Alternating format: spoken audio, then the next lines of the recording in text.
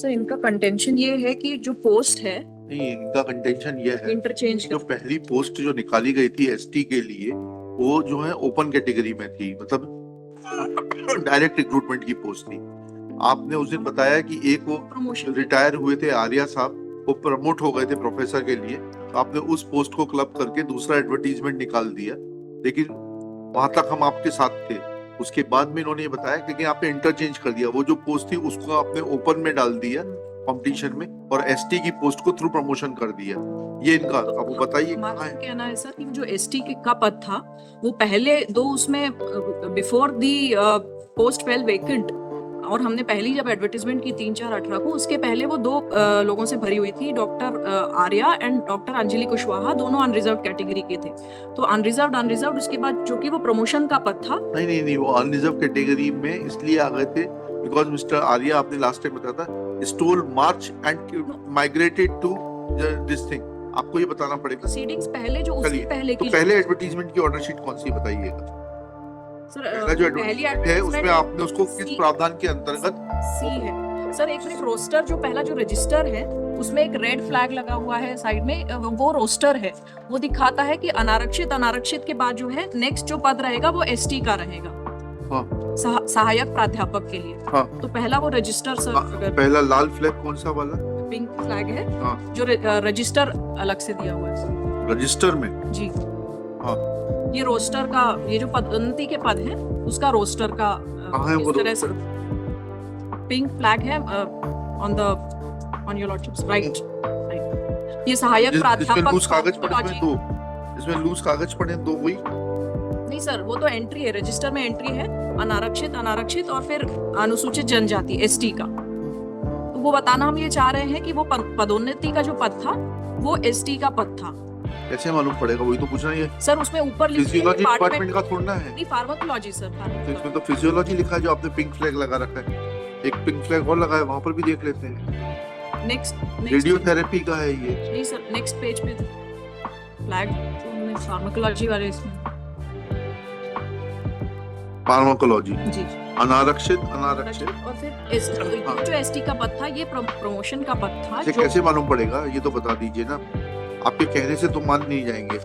Where is the roster? और register में roster नहीं होता। Where is the roster? Entry की थी आपकी एंट्री से नहीं होता ना। Where is the roster?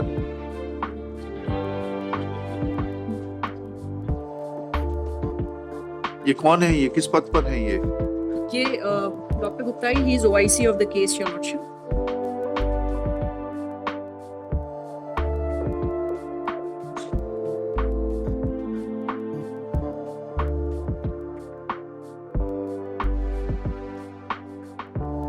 इसके बाद हमने जब 3/4/18 की एडवर्टीजमेंट की तो ये नोट, उसमें जो अनुसूची है, जो पहला फ्लैग लगा है ए, दैट इज शेड्यूल 2, जो अनुसूची है जो बताता है कि 2 पद पदोन्नति के थे और 1 पद उसमें से। आप में रोस्टर दिखा दीजिए, सब मत बताइए आप हमको।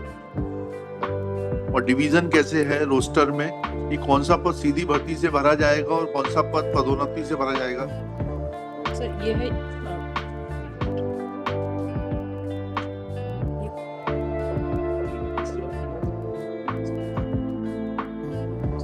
सभी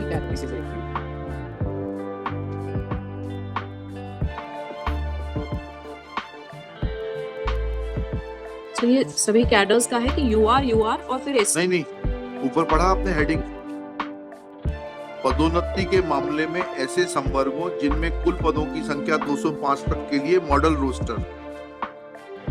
इसमें कहाँ पे? ये तो पदोन्नति का रोस्टर दिखा रहे हैं आप। हाँ सर, वो पद जो था वो पदोन्नति का पद है, ठीक है। तो फिर डायरेक्ट रिक्रूटमेंट के लिए पोस्ट कहाँ से आ गई? सर वो जो अनुसूची है, वो अनुसूची अगर कहाँ है वो अनुसूची? सर वो ए मार्क्ड है, टाइम है, फ्लैग मार्क। हाँ पे ए फ्लैग ए जरूर चाहिए। वो शेड्यूल है। हाँ, शेड्यूल कहाँ है देख लेते हैं। ए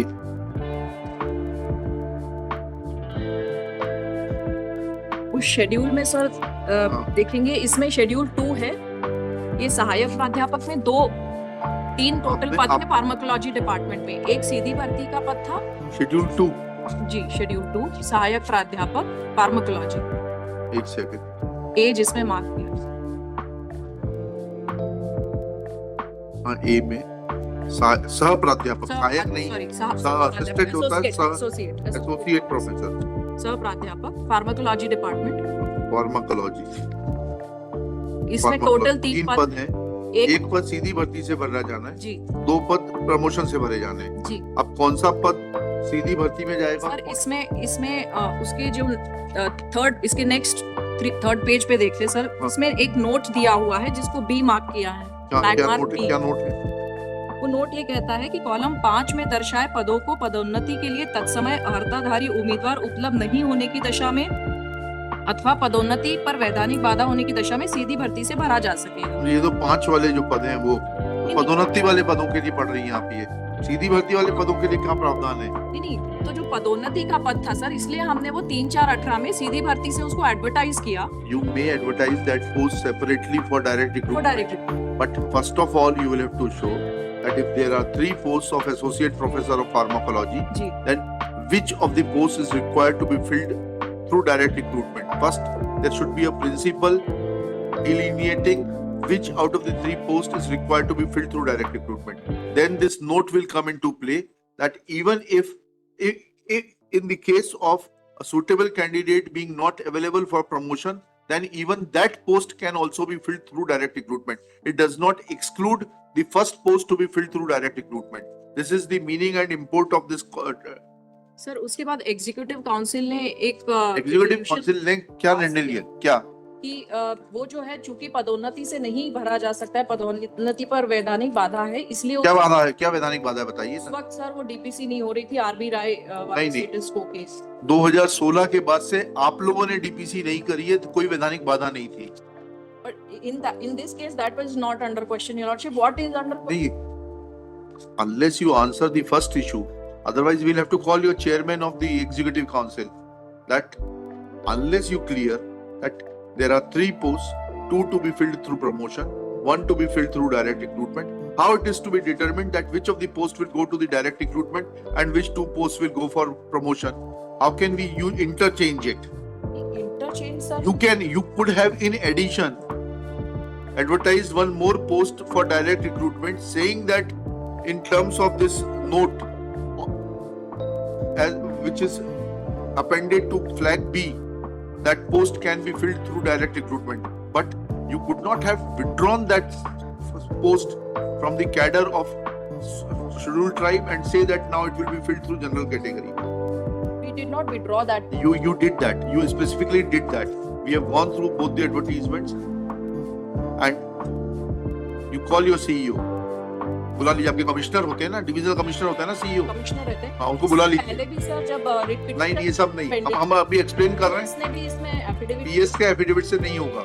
और You ये call बात नहीं, you first either satisfy me that where is the provision for deciding which post will fall under column 4 of direct recruitment and which post will fall under column 5 for promotion. Unless you are able to satisfy me, your chief executive officer, and if you want, your PS can also come. He can join. That what that? They are not above law. They are not above law. देखिएगा, there is lot of ambiguity. There is lot of ambiguity in the treatment of rights of the eligible candidates. Next pair. Srimati Pandit has placed reliance on, ये भी नियम भी पूरा नहीं लगाया है, अनुसूची 1 and 2 of शासकीय स्वशासी चिकित्सा महाविद्यालय Gwalior without appending the rules to which these schedules are required to be appended, and has tried to show that as per schedule 2 under rule 6.1, again लिखिएगा, again emphasis is supplied that rules have not been enclosed in this compilation. ठीक है, क्या कर सकते हैं, original है, आपके अधिकारी जो हैं सब बिल्कुल नहीं, आपके पास होंगे, हम तो जो चीज हमें आपने हाथ में दी उसको देखेंगे ना। Schedule 2 reflects that there are 3 posts of associate professor in the subject pharmacology. 1 to be filled through direct recruitment and 2 through promotion. Next. The query which was precisely put before the state authorities is as to how they determine which of the posts is to be filled through direct recruitment and which of the posts are to be filled through promotion. Full stop. When this query was not satisfied, then Srimati Pandit places reliance on the note signed by the Dean of Gajra Raja Medical College, Gwalior, which, when roughly translated, means in case of non-availability of eligible candidates for promotion for the posts which are shown in column 5, or in case of any legal hindrance in promotion, those posts can be filled through direct recruitment. Next paragraph. However, this note does not satisfy the requirement of our query. Full stop. Our query is direct and distinct. Where is the principle of law, or where in the rules it is provided that which of the posts is to be filled through direct recruitment and which of the posts is required to be filled through promotion? Full stop. If we read this, if this court reads the note appended to Schedule 2, then it only means that if any post cannot be filled through promotion on account of non-availability of an eligible candidate or on account of some hindrance in promotion, then even the posts which are meant for promotion can be filled through direct recruitment. Full stop. However, it does not mean that a post which was advertised for direct recruitment, showing it to be reserved for ST category, can be changed subsequently, assigning the post for ST category to be filled through promotion and general category post to be filled through direct recruitment. Full stop. Next one. Once advertisement was issued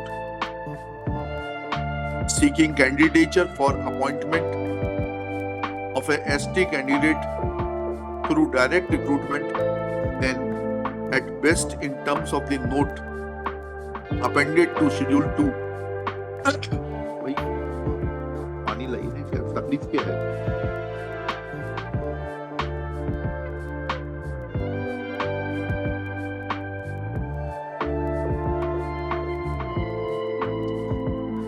That post, on account of the exigencies given in the note, could have also been filled through direct recruitment.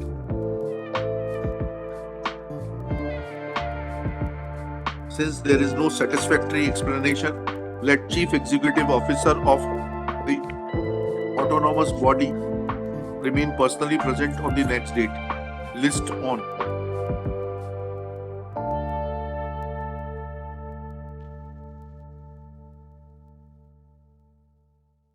एक अगस्त 2025